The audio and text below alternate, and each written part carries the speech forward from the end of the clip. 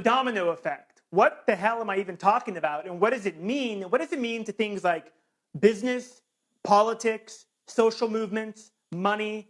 I thought this is insightful, and I wanted to talk about it because I think it fits within everything all of us, read, why we watch these videos, why we're part of this community.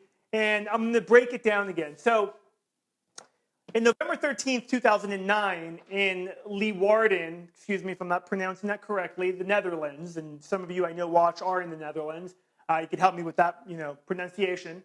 They did the world's largest domino, chain, if you will, right? When you talk about the dominoes are in motion, think about all the dominoes that are already in motion in here, and I'm going to cover this here in just a second, but they did the largest domino, line with one falling and then knocking. It was 4,449,863 dominoes lined up, big elaborate deal. It was pretty unbelievable. What was more interesting than this is that whole domino, falling one after another, unleashed 94,000 joules of energy. Now, what in the world does this mean? Well, to give you an idea, this is the equivalent of someone doing 545 push-ups. An average male like me, which I would never be able to do 545 push-ups, but nonetheless, in an imaginary world, let's say I was, that's the energy that this unleashed, was that amount of energy, okay? And that is pretty interesting, right? So there's this other guy, Loren Whitehead, in the 1980s. He wrote an article for the American Journal of Physics, and basically what he talked about is one domino has the power to topple a domino 50% bigger. Now, why am I even talking about this? Well, let's look at the dominoes that have already been set in motion and what I mean by this. In politics, take, for example, what I've called almost like the Archduke Ferdinand moment of the global economic crisis, which was MF Global, which really, if you look back, MF Global gave now on record, the courts have approved that if you're a hedge fund manager and you steal billions of dollars of customer accounts, you basically don't get in trouble.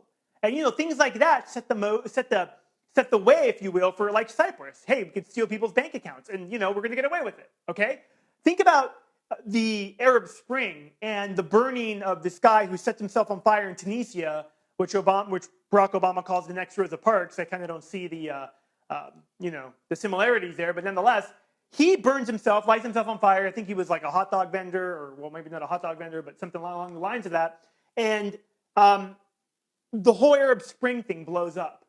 And now the Muslim Brotherhood is in charge of Egypt. And think of all the just social political changes that have happened there.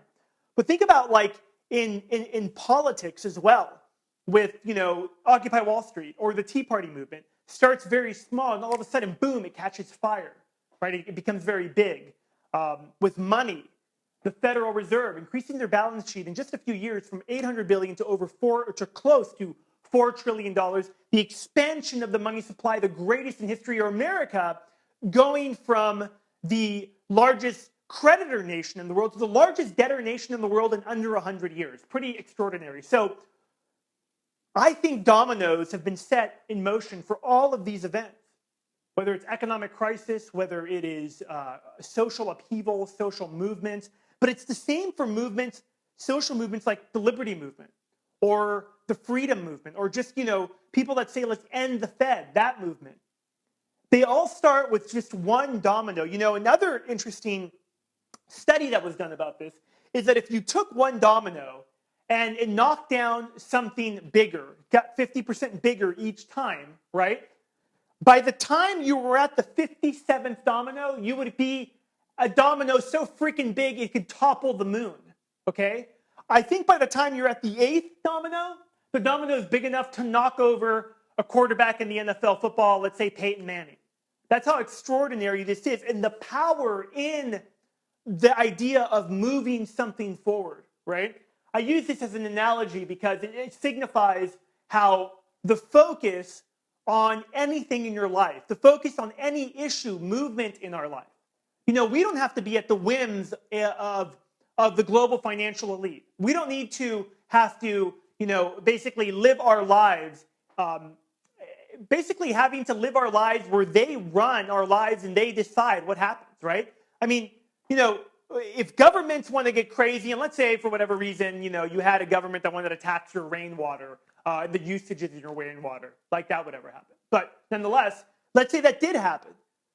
One person can start that movement, which gets exponentially bigger to stop tyrannical overreach, to stop illegal wars, to stop, central bank printing. Or on the reverse, one person can start to make movements in their own life to break free from the system, right? Break free of their banking system, be able to have more resources on their own, whatever it may be. So anyways, I thought this might be enlightening to you and that you'd enjoy it. I'm Fabian for Liberty. Check out FabianForLiberty.com. Share this video if you enjoy it. Thanks for watching. I'm out.